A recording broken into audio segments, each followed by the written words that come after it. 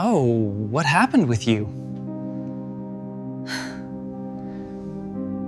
Kale never intended to stumble into legend. He was 23, a human exchange student on the Terrii homeworld, barely scraping through Xenotech classes. Where others wielded plasma rifles and starship cannons with ease, Kale could barely pilot a drone without crashing it. He was fascinated by machines, yes, but as a builder, not a warrior. And yet, somehow, fate had a sense of humor. The moment everything changed began with a dare from Lyra. Lyra was unlike anyone Kale had ever met, taller than him by a head, her sapphire skin traced with faint bioluminescent stripes that shifted with emotion. She laughed too loudly, fought too fiercely, and carried herself with the confidence of someone born into legacy. That legacy loomed in her dormitory in the form of a transparent case.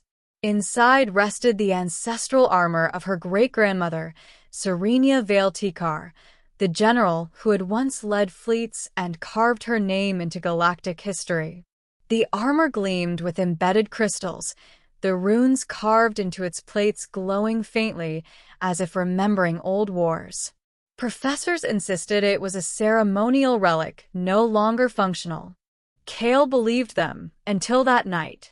They had been working late, calibrating their joint project, a clumsy little survey drone that Kale had accidentally fried 3 processors on. When they finally got it flying, it veered into the wall and sputtered out, and Kale collapsed into laughter at his own hopelessness. Lyra laughed too, though hers was tinged with the amusement of someone who saw a child trying to walk in shoes 10 sizes too big. Hopeless, she teased, flicking her striped tail. You humans are good with theory, but when it comes to precision, you're all thumbs. Harsh, Kale said, rubbing the back of his neck. At least I'm not the one who nearly blew up the fuel cells last week. That was strategy, Lyra retorted, smirking. Then, with a glint in her glowing eyes, she nodded toward the armor case. You know, you could use a little inspiration. Want to try on my ancestor's armor? Kale blinked. What? No. That's history. I'd break it just by looking at it. Please. It's been sitting there for centuries. Humor me. With a casual gesture, she triggered the case. The transparent barrier slid open with a hiss, releasing a whisper of charged air. Come on, human. Let's see how ridiculous you look. Against every sensible instinct, Kale stepped forward. The armor gleamed like liquid silver edged with amethyst light. He reached out with trembling hands, certain he'd be scolded by a professor, or worse, but the moment his fingers brushed the gauntlet, the plates shifted. They moved. The armor unfolded like a living thing, wrapping around him piece by piece. The breastplate shrank to fit his frame, the gauntlets locked tight, and the helmet sealed with a hiss that echoed inside his skull. Kale gasped, stumbling back, then froze as his vision filled with cascading streams of alien script. The runes burned across his sight, rearranging into words he shouldn't have been able to understand. Designation matched. Blood resonance confirmed. Awakening protocols initiated. The voice wasn't Lyra's. It was inside his head, clear and commanding, unmistakably female. Kale tore at the helmet. Lyra, he croaked. What's happening to me? She staggered backward, her stripes flashing white in shock. Impossible, it's responding to you. That armor hasn't woken for anyone in generations. Not even me. Before Kale could demand answers, light erupted from his chest plate. A swirling hologram filled the room, a star map, crimson systems blinking across its expanse. At its heart glowed a sigil, the mark of Serenia Veiltikar. Kale ripped the helmet free, gasping. Why is it doing this? Lyra's eyes widened, awe softening her voice. They said the armor would awaken only for her bloodline, or for the one she chose. Kale had no answer. All he knew was that something deep inside him had shifted. The next days were chaos. Scholars crowded their dorm, scanning Kale, analyzing the armor, running blood tests. None explained why a human, supposedly a species with no connection to Terii history, could awaken Serenia's relic. Lyra swung between fascination and frustration, grilling him with questions. "You shouldn't even exist in its recognition patterns," she said one night in the archive chamber. "Either my ancestor was hiding something, or your species isn't what it seems." Kale rubbed his temples. His body felt alien now. His reflexes sharper, his muscles stronger. He'd crushed a stylus without realizing. And when he closed his eyes, he sometimes heard the armor whispering, guiding. "I didn't ask for this," he muttered. "I came here to study drones, not destiny." But Lyra only leaned closer, stripes glowing with intensity. The armor didn't ask either. It chose. And if it chose you, then it means Serenia left something unfinished. Look. She pulled up a projection of the armor's map. Dozens of systems highlighted, battlefields of the old war against the Cairn Dominion. But one blinked brighter than the rest, on the edge of known space. "That system was erased from our records," Lyra said. "And now the armor's pointing us there." Kale swallowed hard. "You're saying we should go?" "I'm saying my great-grandmother didn't leave us a choice." Her grin turned fierce. "Besides, you'll need a pilot." They borrowed a university cruiser. Lyra called it borrowing, though Kale suspected stealing was closer. The ship bore the crest of the academy, but its registry tags mysteriously vanished from public logs once Lyra hacked them. For 6 days they traveled. Kale trained with the armor in the cargo bay, learning to wield the energy blades it extended, the shimmering shields it generated, the thruster-boosted leaps that bordered on flight. What unsettled him most wasn't the technology. It was how natural it felt, as if his body had been waiting for this all along. One night, Kale whispered into the dark, "Why me?" The armor's voice answered inside his mind.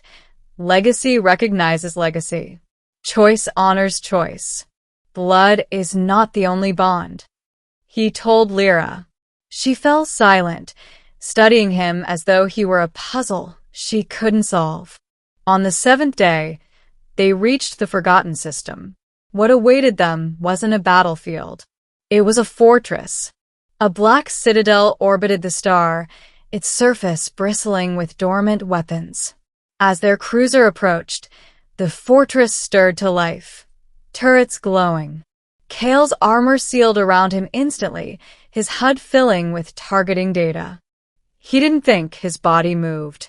Energy beams lanced from his gauntlets, intercepting plasma fire before it struck their ship.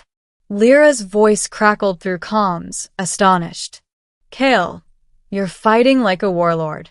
But Kale knew it wasn't just him. Something deeper, older, was guiding his hands. They landed inside the citadel, its corridors echoing with stale air and faint power. At its heart lay a chamber of crystalline pods. Most were shattered. One remained intact. Inside floated a preserved Terii woman, regal and tall, her features echoing Lyra's. Lyra fell to her knees. "Great-grandmother." The pod cracked open. The woman stepped forward, sustained by ancient biotech, her eyes burning like twin suns. "I am Serenia Vailtikar," she declared. "And you, human, are my heir." Kale stammered. "That's not possible." Serenia's gaze pierced him. "During the war, I fought the Cairn with every weapon I possessed. But in my final campaign, I was saved by a wanderer from beyond recorded space. He bore your face. He carried your blood. I vowed that if my people failed, his descendants would finish what I could not." Lyra's stripes flickered in disbelief. "You mean you bonded with a human?" "Not human as you know them," Serenia corrected. "A progenitor of their kind." Kale carries his legacy. The citadel trembled violently. Serena's expression hardened. The cairn left more than ruins here. They left a seed. If it awakens, it will consume the stars. At the fortress's core, a colossal biomechanical entity stirred. Crimson eyes ignited across its body, limbs unfolding with a screech of metal. The cairn war construct had waited centuries for this moment. Kale felt terror, but the armor surged, fusing with his will. Fear became focus. Doubt became purpose. Lyra raised her plasma halberd, fierce grin unshaken. Don't think you're facing this thing alone. The battle erupted in chaos. The construct unleashed storms of plasma, forcing Kale to shield them both. He darted forward, blades slicing through armor, while Lyra vaulted high, severing cables with her halberd.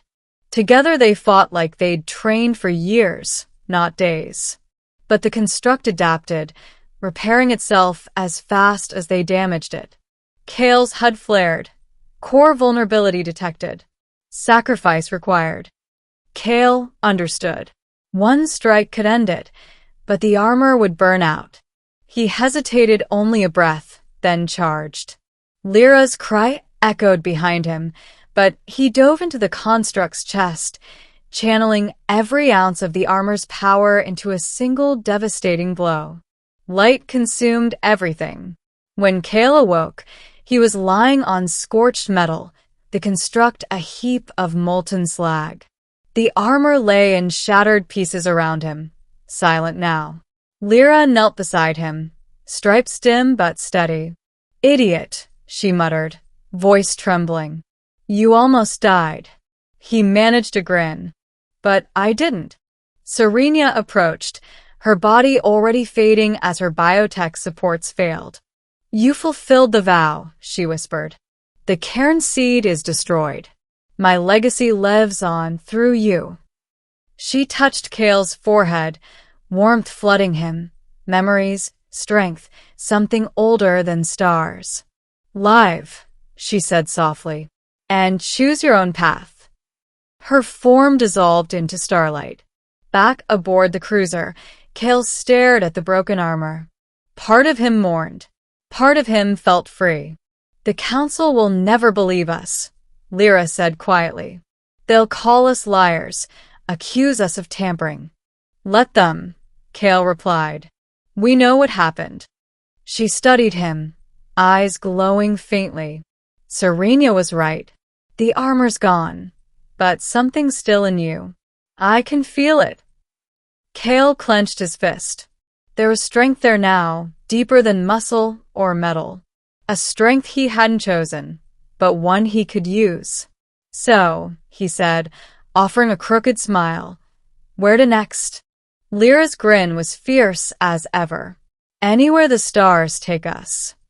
And together, they set course for the unknown, two unlikely heirs of a forgotten war, carrying a legacy reborn.